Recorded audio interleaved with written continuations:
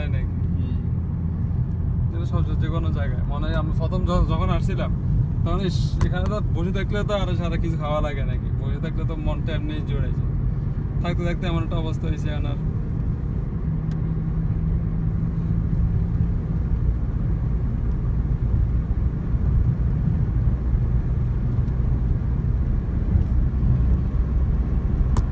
মসজিদ আছে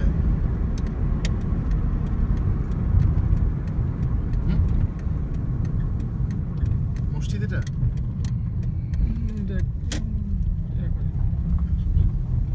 এটা পার্সোনাল পার্সোনাল হয় তাহলে ঠিক আছে।